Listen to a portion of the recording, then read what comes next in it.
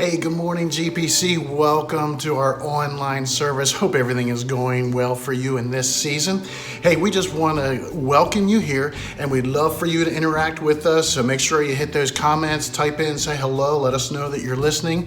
Also, we will post these videos after the service on Facebook, so go ahead and share those links with your friends. We'd love to have you interact in that way as well. We really want to thank you for your giving as well. You guys have done a phenomenal job in supporting the ongoing ministries, and there's different ways that you can give, and you guys have been doing great with that, and we just want to say thank you for that.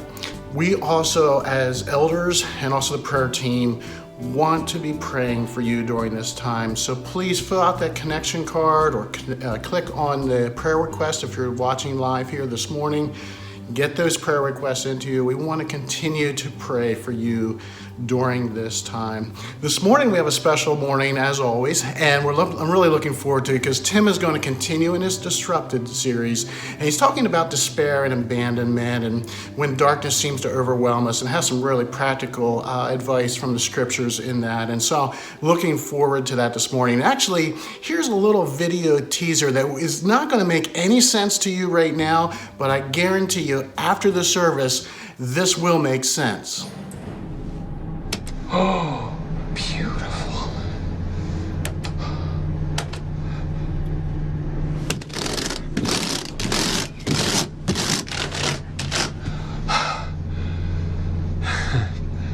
Looks like a Christmas tree. I promise you that clip will make sense after you watch this morning's message. But before we get to the message, Morgan and Sherry Yoder, members of our worship team, they're going to share with us a song that we've been singing called This We Know. And we're looking forward to that this morning. But before we get started with anything, Tim had an opportunity to sit down and talk to Adam Nagel, who is the executive director of the factory, and kind of get an inside look of how the factory is doing right now, the factory ministries, and we love to partner with them and how we can partner with them even more, especially during this time. So again, welcome, and let's turn it over to Tim and Adam at this time. Well, good morning, everybody. Thanks for joining us here at Grace Point. We have the privilege of having Adam Nagel with us, the executive director of the Factory Ministries, and he also has a friend with him this morning, so it's not just Adam. We get somebody else. Adam, tell us what's going on behind you. Yeah, I got a Lego Batman. It's one of my favorite movies. I love Batman because he's a dark character, but a good character. I love the tension of him. I think that's life in general. All of us have this battle. But we had an old van, and Lego Batman got stuck in our van, and I've had to listen to Lego Batman, I bet, 50 times, and I think I just have it memorized. So he's become a part of me, I think, in a lot of ways. So the moral of the story is we'll have to ask you about your dark side when we see you. That's right. We all have it. Thanks a lot, Adam, really, for joining us, for making the time for us at GPC. We've been hearing a lot about what's going on at the factory, broadly, but love to hear from you. What do you see, and what should we know about that's happening at the factory right now? Yeah, no, thank you so much. And I really appreciate your support and Grace Point's support. It's really meant a world to us. I mean, even our chicken barbecue last week came out of your church family. So that was a huge, huge thing. So what's happening right now, we have our team broken into two teams to really make sure we continue to serve well. So there's an A team and a B team. One team is on site, the other is working from home. Everything for the most part is still functioning. Advocacy is functioning. Our youth center is still functioning, though it's all virtual, along with advocacy is virtual. The Peckley Valley lunches, we have Peckley Valley lunches, the free and reduced lunch program. We're serving roughly 250 kids a week on that, which makes about 100 families. Wow. And in the month of March, we jumped 200 participants in our food program and served 600 plus people through the month of March. So we're busier than ever, and I think more accessible than ever right now. Man, that's a ton. That's a lot of change in the past couple of weeks for you guys, really. I mean, in all of that, in light of everything there, what would you say is maybe one of the biggest lessons that you're learning at the factory right now? Yeah, some of the biggest, there's a couple I'd share. One is the power of the collective work. So as I talk to other organizations like ours that are in this season right now, great things happening all around the county. And it's been fascinating to me to hear some that have not seen, so we say 200 new families right out of the gates or new people we picked up, not just families. And as I talk to others, they're like, we've seen a modest uptick, but that's crazy. But the more I look at it, I trace that to our partnership with the school. The school immediately sent their free and reduced lunch program over to us. It came on site. Well, the free and reduced lunch program is 165% of the poverty threshold. You can be in free and reduced lunch. So if you have a family of, say, 5, 6, that number puts you about $55,000, and you're in that program. Well, that's pushing that's pushing a little higher in the middle class than those we often serve at the poverty threshold, which is in the 20 some $1,000s. Right. So we ended up, I think, just out of our partnerships, the collective work, because those families are coming, they normally wouldn't access us. They got familiar with us, and as they're getting laid off and facing difficulty, they're like, this is a safe place to come. So that's the first thing I'm just so thankful for. I see it in action, is the collective impact. The second real lesson I've picked up is the power of the church. As I talk to organizations that are struggling right now, there's a number that are, again, doing phenomenal work, but are struggling financially, and I listen, and I something hit me last week. I keep asking, why are we positioned so well? And I talk to other organizations like CrossNet in New Holland, who is doing well, and I talk to organizations like Real Life in Denver, who's doing well. And I finally put it together. The ones that are doing well are connected to the local church and Christ followers. And so that's some way I say thank you to you guys, because Christians, I think, in season like this, Christ followers, I think we know how to serve and rally and care for our neighbors. So they're two of the biggest lessons. And then for me personally, what's really, I've always been on a journey of what it means to be with people and the complexities of life. I'm a teacher at heart, so I tend not to be with people at times, and I tend to be more on an agenda, so to speak, and driving. I'm a leader, so I'm always trying to get something done and go somewhere. And through this season, I really just, because Psalm 88, and I know you're preaching on that this morning, and we just talked and kind of get ready for this. Psalm 88 is such a powerful psalm to that. It's a worship song that we would never hear sung in our service. I don't think, anyway. I don't know if you've ever been in a church that sang it. Yeah, never. I've never even heard a song like that sung in our church service. Yet it's a dark psalm, and it's full of this despair and depression and almost this hopelessness that almost sets in, and a feeling of abandonment. And so I really learned personally through this time how important it is just to be with people and not preach at them, not just give them a verse that says, hey, don't fear, but really sit with them and say, hey, there's a lot to be afraid of right now. Of course you're afraid. And then helping them, like Psalm 88 does, it has darkness, but he is talking to the creator of the universe. Yeah. And so just sitting with people and being with them has been another lesson for me through this season. Yeah, that's really good. There's a lot there. Thank you for preaching the message now. I don't have to do it this morning. That's awesome. Great. That's incredible. I mean, it really is an incredible psalm, incredible ideas that are there. Very, very powerful, and often not engaged very much. One of the things you mentioned just now that I want to maybe pick up on is you said that your connection to the church matters, and you also mentioned that some organizations are struggling financially right now. Can you talk to us about how the factory is doing financially? How are you guys holding up as a nonprofit during this season? No, yeah, thanks for asking that. It's been a roller coaster. The first week and a half was scary. We actually had to sit down with our team and begin to prepare them for possible layoffs and just get them engaged with that, because we were like, man, the money wasn't there. It wasn't coming in. But after that first week and a half, I think people settled in, and I think the church rallied. I really do. We have higher donor engagement than we've ever had in my time at the factory. I've been there going on a year. So I cannot say thank you enough for the generosity. We continue to run, we're blessed. We applied for the PPP, the payroll protection. And as many didn't get it because the money's out. No, I don't know where that's going to go. So we are still running, grateful, but cautious, I guess is a good way to put it. Very grateful and cautious, good way to where we would say we're at financially. So thank you so much. We've been meeting our bills. We haven't had to turn anyone away. We haven't had to lay any staff off, and at least in the next month and a half, we don't foresee any of that coming. That's encouraging. Yeah, that's really encouraging in the middle of this time for sure. One of the questions that we might have as a church too, we've been supporters of the factory, ever since its inception, really. How can we support right now? I mean, it's a different season. We have some restrictions on what we can and can't do in terms of physical presence. And do you need volunteers? Do you not? So as you think about Grace Point and the people at GPC, what can I do if I'm listening to this, if I'm sitting in the quote unquote virtual seat here? What do you need? How can we support you, as a church right now? No, yeah, thanks so much. I would say it seems simple and silly, but prayer is a big one. We deeply appreciate your prayer. The sharing of our Food Friday post is important. I cannot share that enough. And if you share each week, you get entered in a drawing and can win stuff too. Sure. The reason I say that, Facebook, you're talking about sharing. On Facebook, yes, on Facebook. Those of you who have Facebook, our food that we get on Food Friday makes up 25% of what we give out. And so you look at that, that's amazing, because we got a lot of food. So it's really cool we get that amount.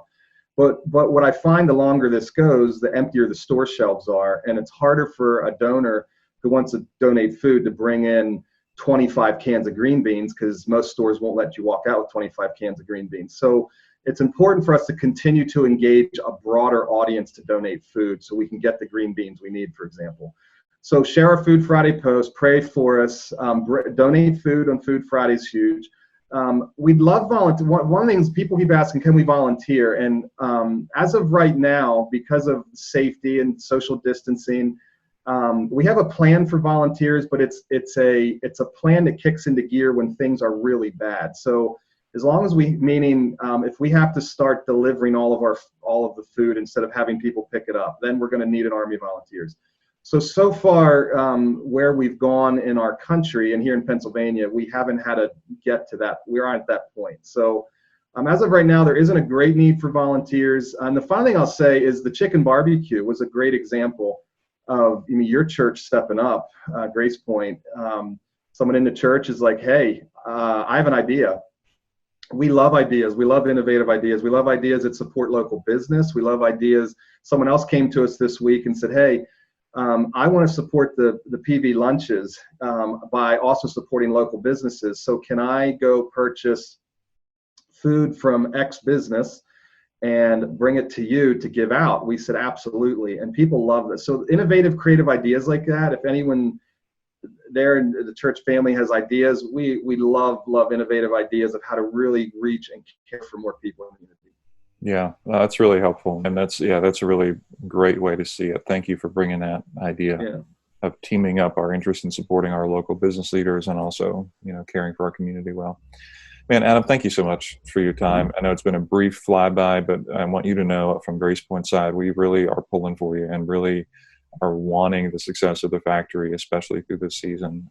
So we're so grateful for you and your leadership and all you're doing at the factory to help serve our community in such practical ways. So Adam, thanks so much. And please give our best to the factory staff, but we really appreciate you. Thanks so much. Thanks so much. Appreciate you guys. Yep. All right. Take care.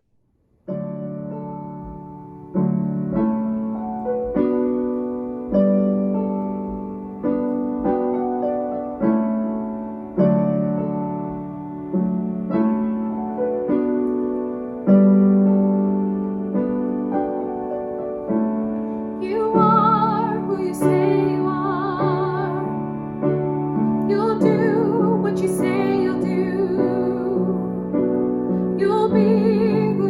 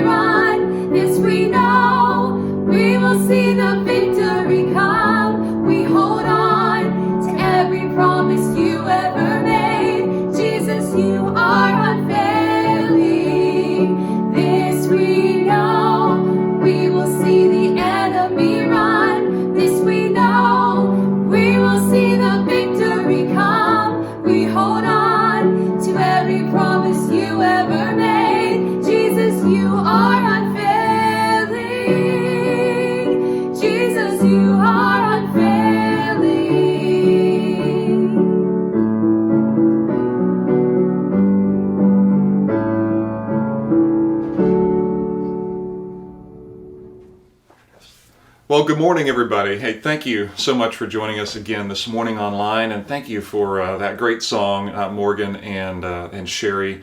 Just a great reminder of God's presence and His promises through this time, that He can be trusted even during hard times. Well, this is week number, I don't know what, of meeting online, meeting virtually, but it's good to see you guys this way nonetheless. Thank you for adjusting with us from what is now, our old normal to our new normal.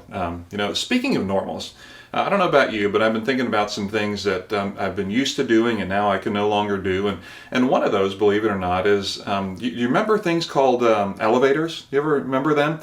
You know, those boxes that we get into in public, we walk in with random strangers and we're definitely within 6 feet of them and try not to talk to them or look at them in the eye and maybe have an awkward conversation here or there. And you kind of have to move with people. When they push the buttons for up or down, you kind of go with them to their floors and then get off, on your own. And as I was thinking about elevators and wondering when I might ever get in one again, I kind of thought that it might be a good way to think about the space that we find ourselves in right now.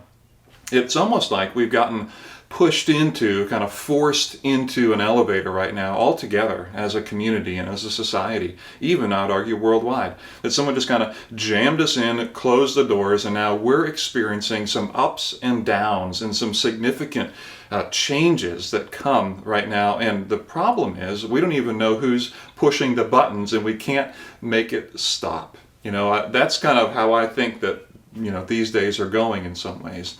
And as I think about the elevator that we're on, the elevator of life that maybe you're on and that I'm on, I realize that there are some floors here that we sometimes can get off on that are actually related to one another. I have my ups and I have my downs, and I think you might as well. But one of the things that's helpful to me is to think about the downs. And when I get into some of these down floors, there's a whole section of floors, I'm going to say 4 of them together, that are actually in a category that this morning I'm going to call despair. All right, and I know that might sound really sad and really hard, but give me a second. I want to talk about these 4 floors for a minute here this morning. And what I realize with despair and sadness and depression and regret, those are the 4 floors that we're in, is that sometimes when we're down at those floors, we really want to quickly get out of them. We don't like to be discouraged. We don't like to be sad. We don't like to have regret, and we certainly don't like to see ourselves being in despair and hopeless. I mean, that's a hard place to be. And when I get down to those floors, sometimes I really just want to wildly mash the buttons until I can get back up to another place of hope and encouragement and full of life again. And this morning, I just want to encourage you. It's okay to be on these floors. It's okay to understand where they take you and why they take you where they take you. And in particular this morning, I want to say that these 4 floors are actually related to one another. And if we don't understand their relationship, sometimes we won't get off the elevator where we should, and we'll keep going down from regret to sadness to depression to despair, not realizing what has happened along the way. And so this morning, what I want to talk about is what these floors will teach us about ourselves. I don't want to just give you a way to get out of this and to quickly get back up to the top floors, but I also don't want to leave you in the basement of despair this morning. And so I want to talk about both, why they're important for us to understand, and also how we can navigate through these floors that are a part of all of our ups and downs. Well, to kind of get started, I just need to define these 4 floors for you, and I want to give thanks to Dan Allender and Tremper Longman in their book Cry of the Soul for helping me understand it. And as I talk about these 4 floors, I talk about regret being that kind of thing that comes with just a slight sense of loss. In other words, you might have regretted dating somebody in your past, or maybe you regret stopping piano lessons when you were younger, and later on in life you think, I wish I would have done something else. I wish I would have not given up on that.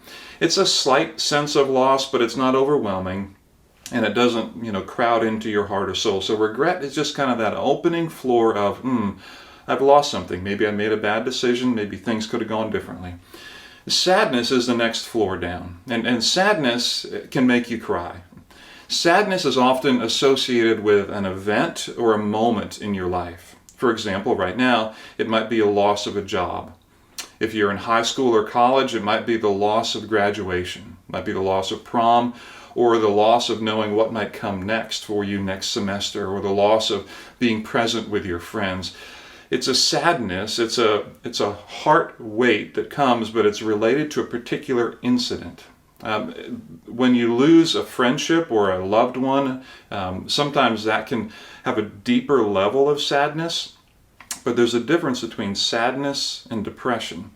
Depression floor is marked by kind of a life-absorbing characteristic. In depression, you might have insomnia, you might have no energy to carry on the tasks of your day. You might wake up and feel like, I don't even think I can concentrate on anything today. And in a deeper state of this incident or this moment or this loss is absorbing so much of my life that it's difficult to even function. I can't hardly get through the day, and the nights are difficult too. And that's depression floor. The fourth floor, kind of the basement floor of these four floors together, is despair. Despair is a hard floor to get off on, but some of us have gotten off on that floor. Some of us have been there and seen despair for what it is. Despair is an utter loss of hope. It is the time when suicidal thoughts may go through your mind or the mind of someone whom you love. There seems to be absolutely no reason to go forward. In despair, darkness can be your closest friend because there's no hope, there's no point in hoping again.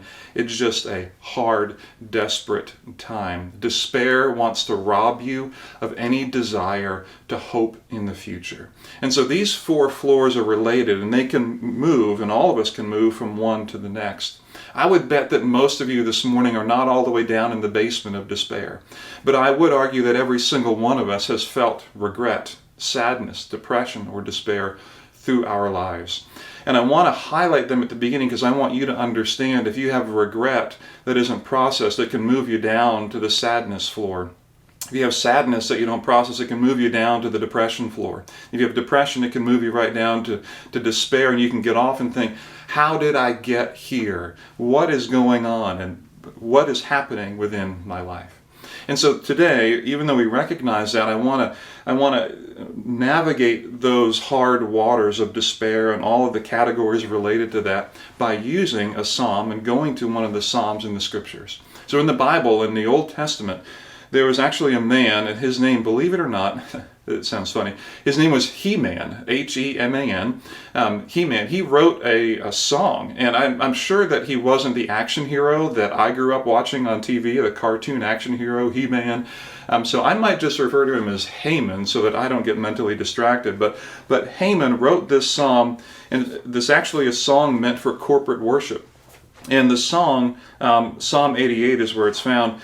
It is the darkest psalm in the Bible, and it was set to the tune, here's how it's described in the Bible, it's set to the tune of, get this, the suffering of affliction.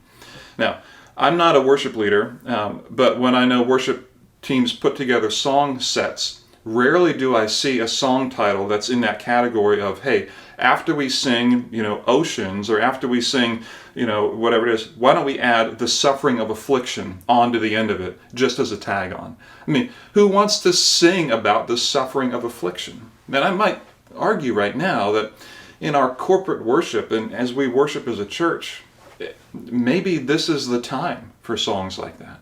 I can argue that in weeks, months past, even the past decade, I don't know if as a community we were going to sing songs like that. But maybe right now, there may be a time for this. Because what Haman taps into in this suffering of affliction is a very real stream of our emotions that we often have been afraid to engage because we are afraid of where it will take us. We're afraid of the darkness. And we want to move quickly from the darkness to the light. We want to just keep holding out that God is good, that God is faithful, and He is. But also life sometimes is dark and hard. And Haman navigates this and kind of teeters within his psalm between utter hopelessness and complete darkness and a tinge of hope and a tinge of the faithfulness of God. And this is the way that Haman kind of navigates this psalm, and I think you can really relate to the human experience. So as you think about despair, one thing that I think we all know is that the best way to think about despair and overcoming it is that hope is really the vaccine for despair. So hope is the vaccine for despair, but we certainly know these days that you don't want to rush a vaccine because then it will have problems. You need it, but you can't rush it, and that's frustrating. Hope sometimes can be rushed into the life of someone who is going through real darkness. Hope can be rushed in because we want to give people a reason to keep living and to keep moving on and to keep finding the energy that they need. And sometimes we deliver to people hope that isn't ready yet or isn't deep enough. Two ideas come to mind around this in particular. Sometimes we deliver hope that is based on circumstances. When you're talking to someone who is depressed, in despair, or sad, maybe in regret, when we try to encourage them by just saying, hey, things will get better, we will get through this, what we're saying is there will come a future day when circumstances will change from today and you will be okay. Now the truth is, people in despair and depression and sadness and regret are smart people. They know that you don't know the future. They know that they don't know the future. They know that hope based on circumstances has let them down in the past and will let them down in the future. When someone is deep into despair, the quicksand of despair, you cannot pull them out simply by saying, fear not, things will get better someday. And I know that's well-intentioned encouragement, but it often is not enough because it's not a deep enough place to locate our hope. So hope in circumstances can't quite pull us out. And secondly, hope in people can't quite pull us out either. In other words, you may have heard someone say, hey, when let's get a new president in there, let's get a new governor in here, let's follow the CDC, let's not follow the CDC, let's do this, let's do that. Let's kind of hope in people. If we get a new leader, get a new government, if we get new boss at work, if I get a new partner, if I get a new whatever, someone else will bring to me what I don't have. Their ability to see and lead and understand will be greater than the people who are in front of me right now. And again, people who are going through depression, people who are in sadness, people in despair, realize that is not enough because so many people have disappointed them in the past. There will be good people who will disappoint them in the future. And it's not a strong enough place to anchor hope. So even though hope is the vaccine of despair, hope in circumstances and hope in people is a rushed vaccine that we try to bring to people quickly, and it isn't enough. Now, to get to enough, I want to go to Psalm 88, what Haman had to write about in this psalm. And one of the things that I appreciate about this psalm is that it's so real, it gives us freedom and permission not to have all our junk together. In fact, this psalm ends in despair. It doesn't even end well. It doesn't even end with hope, to be honest with you. This thing just ends. But listen, it also shows up in the Bible. Like it made the cut. In other words, it's okay to have these days where at the end of the day, we're going to say, maybe like Haman, like darkness is close to me. The end. And let's see what tomorrow holds. Like that is kind of where this thing goes. So this is a dark and kind of difficult psalm to get our hearts and minds around, but it's in the scriptures and it's here for a reason. It's a gift to us to help us understand despair. So here's how Haman begins in verse 1. He says this, Lord, you are the God who saves me. Day and night I cry out to you. May my prayer come before you. Turn your ear to my cry. And I love how it begins because it's quite frankly the only place I find hope in the whole psalm. I find that there's hope here just in the fact that he's coming straight to God and he's crying out to him. It's going to be a dark day, but he comes to him daily to say, I'm going to come to you. My prayer comes before you. Day and night I cry out to you. This idea he actually wraps two other places into his song. And in verse 9 and verse 13, he also says, I call to you, Lord, every day. Verse 13, he says, "But I cry to you for help, Lord. In the morning my prayer comes before you." So 3 different times in this psalm we see him. This is very important. It's going to be very important for us to understand despair and honesty. We still see someone who's deep in despair every day, sometimes twice a day, crying out to God, even to the God who doesn't seem to be listening. This is what Haman does over and over and over again. This is his words. "I'm doing this every day. In the morning I'm going to come to you every day, in the morning and at night." Now, why does he come to God? Look at verse 3. The reason he comes to God is because, as he said in the beginning of verse 3, "I'm overwhelmed with troubles." I'm just simply overwhelmed. And he goes on to explain that more in the psalm, but he feels completely overcome with the weight and the struggle of his life. He'll talk about feeling abandoned by God.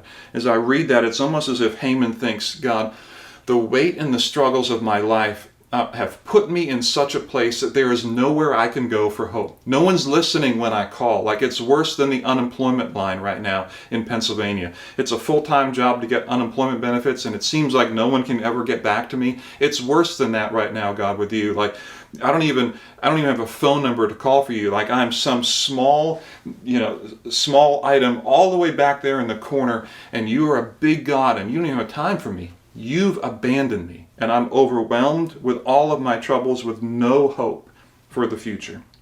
And there might be for you, there might be a loss that you're experiencing right now that no one else even knows about. You're holding it in and keeping it to yourself. There's pain that you haven't been willing to share with your spouse, pain you haven't been willing to share with your parents or your friends. There's stuff you're trying to stuff away, but part of you feels like, even if I were to say it, who would care about this? I mean, I'm such a small person in light of the big scope of the world. Who even cares? I mean, it's like I'm overwhelmed with this, but I've been abandoned, so whatever. This is how Haman feels. And it's not just God who has forgotten him. It gets even worse. It's his friends who he can't relate to anymore. Look at verse 8. He says, "You have taken from me my closest friends." I mean, can you relate to that right now? Good grief. We can't even get together with our friends right now. And this is what Haman says. Like, "God, not only have you abandoned me and I feel far from you, I can't even pour out my heart to my friends. I don't even have friends anymore. I feel alone and isolated." And then what happens to him because of all of this feeling of abandonment and alone, verse 9 makes it clear that he loses his vision. He can't see past his problems right now. Verse 9 says, "My eyes are dim with grief." It's a very poetic way to put it. What he's saying is, "God, I wake up and the pain and the struggle, the unknown of the future, it weighs so heavy on me that I can't see past today. I mean, I can't see past this season. I'm not sure how the month will end. I know May 8th is coming up and maybe the state will reopen, but maybe it won't. And I'm reading all these projections. I'm getting information on social media about this. I'm reading from the CDC, and I just can't see what's happening, and the weight kind of weighs on me, and I don't have vision for it, and the grief of it all just settles in. I don't know what will happen, and I've lost vision. I can't see, and the reason I've lost vision is because of the pain of grief. It's right here on me." It gets worse for Haman. I'm sorry, it does. He says, essentially, he's been bearing this burden for decades. Look at verse 15. "From my youth I have suffered and been close to death." I mean, I don't know how old this guy is now, but he's certainly more than a teenager. And so I would just assume that at least for a couple of decades, he's been dealing with these feelings. I mean, he's just saying, "I have suffered and been close to death from my youth." This has gone on for a long time. This isn't a week or two or a month or two. This is what I would understand to be decades. It's gone on and on. And then he ends in verse 18. His response is to conclude, and his response is simple. There are days when he just frankly wants to totally give up on hope, totally give up on it, and darkness is his closest friend. Look at verse 18. "You, God, you have taken from me friend and neighbor. Darkness is my closest friend." That's it. And the end. Book closed, song over, and then let's go on in worship after we sang this song, "The Suffering of Affliction." I mean, what a warm and encouraging, note this is for all of us to sing, right? I mean, what a way to end. Darkness is my closest friend. I mean, come on. So this song, it really does. It teeters on the knife's edge of total despair and darkness. And yet it is mixed in with this idea that yet he comes to God every day. But he's been dealing with this since he's been young, but he comes to God every day. God seems to have abandoned him. He's lost his friends, but he comes every day. He's lost his vision and the grief is serious, but he comes to God every day. So despair is a significant thing, and despair can actually teach us something. And this is what I want to honor about these 4 floors of regret, sadness, depression, and despair. I want to honor this space that sometimes we are all in. Despair can be a gift. We can learn something from these floors, because despair teaches us what life is actually like. It tells us what life is actually like. Life is actually full of brokenness and pain. It is full of people, sometimes people who don't like you. You have enemies. Sometimes you don't like other people. It's full of broken promises, a future that is now uncertain. You thought you were going to graduate, and now you're not. You thought your business model was going this way, and now it's not. You're wondered about your marriage in the future because there's so many questions. It is full of broken promises. And the truth is, that is how your life is right now. You've lost someone that you love. You feel the grief and the weight of it. Despair helps you, and it helps me, see what life actually is like right now. But despair also does this. It brings us almost an insidious, it brings a subtle message with it. When it tells you what life is like, it also tells you this is what life will always be like. And that is the danger of despair. While it is a gift to help us to see clearly, it also brings with it this message that this is how it will always be. To put it another way, despair wants to deaden and kill desire.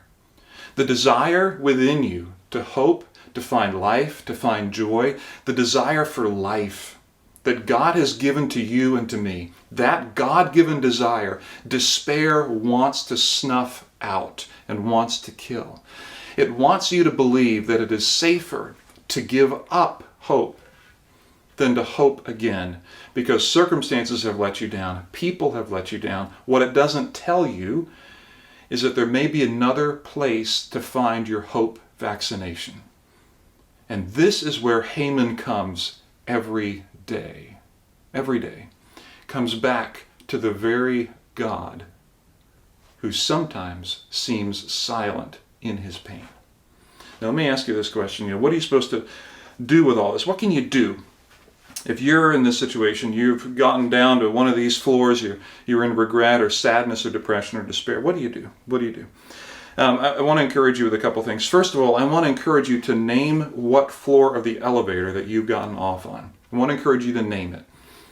It'll be helpful to you. Maybe you're regretting something. You're regretting something you've said to somebody, a decision you've made, or whatever it might be. You're regretting something. That can be okay. Just name it. Maybe you're experiencing sadness, where you have an incident that kind of overwhelms your soul, or you're in depression where your life has been absorbed by this. You can't sleep right. You just can't work well. You cannot concentrate. You can't move through it. Maybe you're in despair. Maybe you even have feelings or thoughts of self-harm right now. Name this space. Okay, name this. What floor have you gotten off on? And when you do, you have to be able to name it honestly. And just like Haman did. And this is painful to write these things out, to say it and come to the conclusion, darkness is my closest friend. I mean, come on, it's pretty heavy. But you've got to be able to enter these really hard waters. And I'll tell you honestly, a lot of times you can't do it alone. You can't do it alone. And this is where I will offer to you at Grace Point, these are the journeys that we want to walk with you. These are the stories that we want to help walk with you through. If you don't have other friends, people you trust, I'm going to tell you now, we want to walk with you through this hardest stuff with love and care and trust with you. But it is a terrifying thought for some people to get off on the floor and name it. Yes, I am depressed. Wow. Yes, I'm in despair. Wow. Yes, this is where I am. So first of all, name it. Secondly, then I want you to consider asking a seriously challenging question. I want to have you consider that. To ask yourself a seriously challenging question. Because despair will tell you what life is like. It shows you what it is, but it doesn't show you what will be. And the question I want you to ask is this: Is despair the lasting story? Is it the lasting story? Is it the enduring story? Is despair the final word? That's a question that you will have to wrestle with. Is sadness the lasting story? Is depression the lasting story? Is regret the lasting story? Is this all that is? See, in the opening passages of Scripture in Genesis, we read about sin and pain entering the world and ruining so many things. But the rest of the Bible, from Genesis 4 to the very end, is this long story of God's redemption, that God has come to redeem and save his people, culminating in Jesus Christ coming on the cross for you and for me. This ultimate act of redemption where pain, struggle, sin, failure is redeemed and saved on the cross. So the rest of the Bible story is a story of redemption. The opening passages are a story of despair and pain and hurt and sadness. What is the lasting story that you have in your life? So when we get off on the elevator on any of these despair floors, regret, sadness, depression, or despair, you are going to be immediately challenged.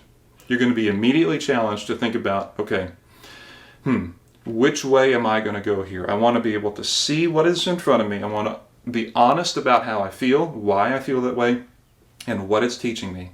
But I also want to be able to see, maybe like Haman did in Psalm 88, even in the middle of this hurt and pain, I want to find my hope, not in people or circumstances, but my hope in the character of a God who redeems. That is where the hope vaccination is found for despair. But I will tell you, it is tough. It is tough because you're left with a very difficult choice sometimes. Are you going to make darkness your closest friend and give up to depression and sadness and despair? Or are you going to turn and look square at the God who has allowed you to be on this floor? Those are two difficult choices. What if God is silent? What if he doesn't answer? What if he brings no redemption right now? You get to make the choice.